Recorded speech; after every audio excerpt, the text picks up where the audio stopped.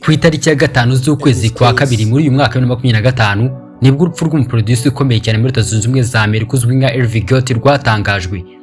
Irving Domingo Lorenzo Jr. wamenyekanye nka Irv Gotti yishwe n'indwara ya stroke ku myaka ya 54 y'amavuko. Benshi mu bo yafashije kuzamuka n'abari abakunzi b'ibihangano bye bashenguwe n'agahinda k'urupfu rwe. Gusa ariko hari uwishimiye urupfu rwe anabitangaza ku mbuga nkoranyambaga akoresheje by'umwihariko Instagram. 50 Cent. Ni iyihe mpamvu yatuma 50 Cent yishimira urupfu rw'umuhanzi mugenzi we? Niba ufite amatsiko ugiye kubisobanukirwa nonaha. Umuraperi, umukinnyi wa filime Curtis James Jackson uzwi nka 50 Cent afatwa nk'umwe mu baraperi beza mu kinyejana cya 20. Indirimbo ze zirimo yitwa Get Rich or Die Trying n'iyitwa In the Club ziri mu ndirimbo 100 nziza zo mu kinyejana cya 20. Ikintu abantu benshi tumaze kumenyera kuri 50 Cent nuko ari umwe mu bahanzi batagira ubwoba bwo kuvuga ikibari ku mutima. Uyu muhanzi yagiranye urwango n'abahanzi benshi mu ruganda rwa muzika harimo na J. Lul, Jay-Z, Beyonce, Fat Joe, Shandy Combs wamenyekanye nka PDD n'abandi benshi. Gusa nyuma yuko bitangajwe ko Irving Domingo Lorenzo Jr. uzwi nka Irv Gotti yapfuye, 50 Cent yahise yibutsa abafana be beef yari amara igihe kirekire. Beef yari hagati ya 50 Cent na producer Irv Gotti yatangiye mu mwaka w'1999 nyuma y'ubujura bwakorewe J. Lul ubwo yibwaga umukufi we bukozwe n'umwe mu basore ba hafi ba 50 Cent. Icyo gihe nta buryo Irv Gotti yari afite bwo kwikura muri ayo makimbirane yari hagati y'aba bombi kubera yuko J. Lul wari wibwe umukufi n'umwe mu bantu ba 50 Cent ba hafi yari umuhanzi muri label yitwa Murder Inc ya Irv Gotti. No kuri 50 Cent byaruko ntiyashoboraga kwihakana umwe mu bantu be ba hafi wibye J. Lul. Kuva icyo gihe label yitwa Murder Inc ya Irv Gotti na label yitwa G Unit ya 50 Cent nizigeze zicanwaka. Mu kwezi kwa gatatu k'umwaka w'2000 nibwo abagize izi label zombi bashyamiranye mu mirwano yabereye muri studio yitwa The Hit Factory iherereye muri New York, birangira 50 Cent atewe icyuma n'umwe mu bari aho ngaho witwa Black Chad wanabyiyemereye avuga yuko yari mu buryo bwo kwitabara, kandi uyu musore yabarizwaga muri label yitwa Murder Inc. Mu kwezi kwa gatanu k'umwaka w'2000 50 Cent yarashwe amasasi 9 yose aramuzahaza, gusa kubw'amahirwe ararokoka. Nyuma yaho mu kiganiro Irv Gotti yagiranye n'itangazamakuru yavuze ko 50 Cent yarokozwe na Satani, avuga ko Imana itarokora umuntu umeze nka 50 Cent. Yarashwe hano. Ahari ni Satani wamurokoye. Kubera ko ari umumarayika w'Imana. Ntabwo ntekereza ko Imana yarokora umuntu ugenda kuriya.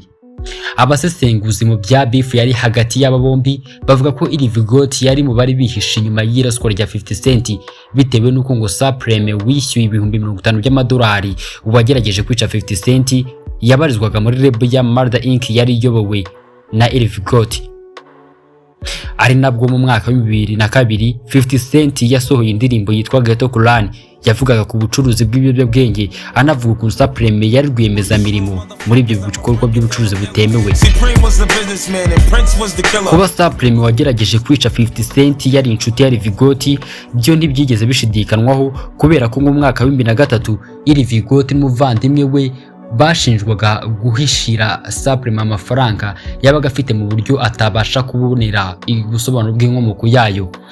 Mu mwaka wa 2005 nibwo byarangiye aba bombi urukiko rubagiza abere nyuma yo kubura ibimenyetso bifatika bibashinja ibyaha baregwaga.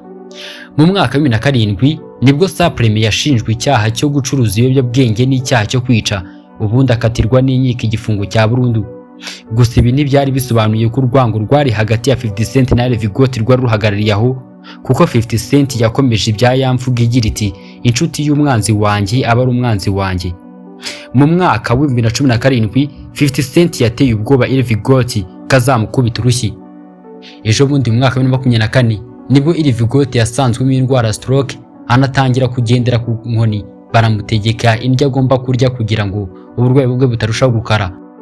Iki gihe nibwo 50 Cent yaboneyeho kumwishongoraho anasangiza amafoto ye ku mbuga nkoranyambaga, ubundi arenzaho amagambo agira ati niko nshuti mu mashuri yisumbuye wari umugabo nshuti, niki cyakubayeho?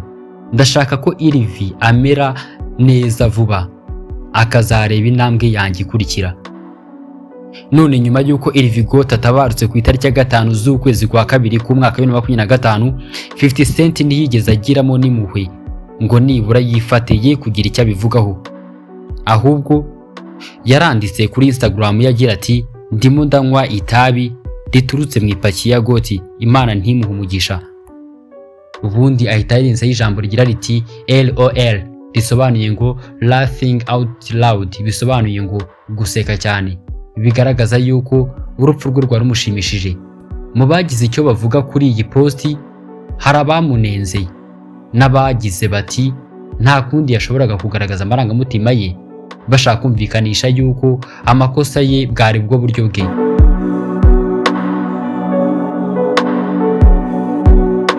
Nimunyemerere tuzakomeza ubutaha ikiganiro cyitwa Isoko y'Ubuvumbuzi. Ndabashimiye cyane ngo tubashe kugera ku musozo w'iki kiganiro. Naho ubutaha.